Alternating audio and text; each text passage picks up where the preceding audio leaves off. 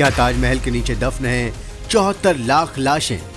शाहजहां ने क्यों ली लाखों लोगों की जान? कितने करोड़ की लागत से तैयार हुआ ताजमहल? प्यार की मिसाल ताजमहल। ताजमहल प्रेम का एक प्रतीक माना जाता है। शाहजहां ने 1632 में अपनी पसंदीदा पत्नी मुमताज महल की कब्र पर ताजमहल का निर्माण करवाया था। लेकिन क्या यह बात सच है कि यह खूबसूरत महल सिर्फ एक लाश पर खड़ा किया गया, या फिर इस महल के नीचे दफन हैं 74 लाख लोगों की लाशें? क्या है पूरा सच? शाहजहां के शासनकाल में क्यों मर रहे थे लोग? लाखों लोगों को बचाने के लिए शाहजहां ने क्यों नहीं किया प्रयास? शाहजहां के शासनकाल में क्यों अपने ही बच्चों को चबा कर खा गई एक मां? एक दोस्त ने दूसरे दोस्त की क्यों ली जान? इन सभी सवालों के जवाब हम आपको सबूत और तथ्यों के साथ देने की कोशिश करेंगे, लेकिन आप इससे पहले हमारे चैनल को सब्सक्राइब कर लें और इस वीडियो के अंत तक बने रहें। बात है 17वीं और 18वीं शताब्दी के बीच की। मुगल साम्राज्य के 5वें बादशाह शाहजहां, एक तरफ जहां शाहजहां अपनी बेगम की याद में 3.2 करोड़ रुपए की लागत से ताजमहल का निर्माण करा रहा था, तो वहीं दूसरी तरफ साम्राज्य अकाल की चपेट में था। और अपने साम्राज्य को बचाने के लिए शाहजहां ने क्या किया, आप वो भी सुन लीजिए। शाहजहां ने इस अकाल से बचाने के लिए सिर्फ कुछ लाख रुपए का धन दिया। क्या ये साम्राज्य के लोगों के साथ बेईमानी नहीं थी? जहां एक तरफ सिर्फ महल बनाने के लिए करोड़ों की राशि दे दी गई, वहीं लाखों लोगों को बचाने के लिए कुछ भी नहीं। उस समय शाहजहां की क्रूर नीतियों का परिणाम ही था जिसके कारण गुजरात, मालवा और डेक्कन को तबाही का मुंह देखना पड़ा। इसे डेक्कन फेमाइन ऑफ 1630 to 1632 भी कहा जाता है। कभी बारिश न होने और फिर अधिक बारिश होने की वजह से किसान बर्बाद हो गए। एक तरफ किसान शाहजहां की नीतियों के शिकार हो रहे थे, वहीं दूसरी तरफ प्राकृतिक आपदाओं के शिकार हो रहे थे।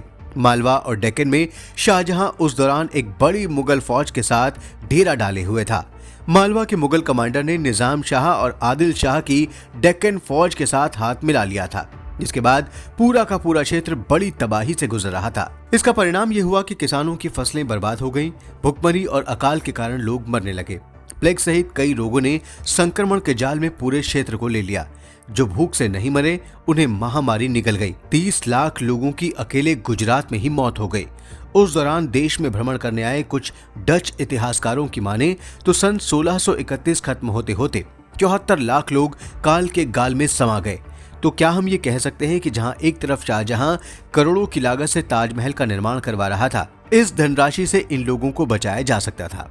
नीदरलैंड्स की यूनिवर्सिटी ऑफ एम्स्टर्डम की रिया विंटर्स और लंदन स्थित नेचुरल हिस्ट्री म्यूजियम के जूलियन ह्यूमे ने रिसर्च गेट पर प्रकाशित एक शोध पेपर में इसे लेकर कई बड़े खुलासे किए हैं।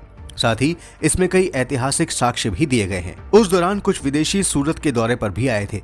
उन्होंने इस घटना के बारे में लिखा है, जिनकी लेखनी के अनुवाद में इस अकाल की विभत्सता का पता चलता है।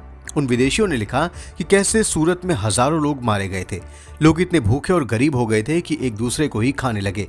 एक महिला तो अपने ही बच्चों को खा गई। एक दोस्त दूसरे दोस्त को खा रहे थे। एक महिला की कहानी भी आती है इसमें, जो काफी गरीब थी। भूख से बेहाल उस महिला ने अपने 7 बच्चों को मार डाला और उनका मांस खा गई। गुजरात में 30 लाख और अहमदनगर और उसके आसपास 10 लाख लोगों की मौत का अनुमान लगाया गया। कहीं अन्न मिल भी रहा था तो उसके दाम आसमान को छू रहे थे। एक अन्य रिसर्च पेपर में बताया गया है कि किस तरह गुजरात की सड़कों पर लाशें बिछ गई थी। इतना बुरा हाल तो किसी भी शासनकाल में कभी भी देखने को नहीं मिला है। कृषकों की हालत शाहजहां के पूरे शासनकाल में बदतर रही। जब ये सब हो रहा था तब 1632 ईस्वी में शाहजहां ने ताजमहल की आधारशिला रखी। शाहजहां को तब गद्दी पर बैठे 5 साल ही हुए थे। इसी तरह शाहजहां के शासन के अंतिम कुछ वर्ष भी उत्तराधिकार की लड़ाई के कारण अशांति से भरे रहे। क्या शाहजहां के पास इतना धन नहीं था कि वो अपने साम्राज्य और लोगों को बचा पाए? क्या अपनी पत्नी की याद में ताजमहल बनवाना इन 74 लाख लोगों की जान लेने के बराबर है? आपका क्या कहना है हमारी इस रिपोर्ट पर? हमें कमेंट सेक्शन में जरूर बताएं और हाँ, हमारे चैनल को सब्सक्राइब करना ना भूलें। धन्यवाद।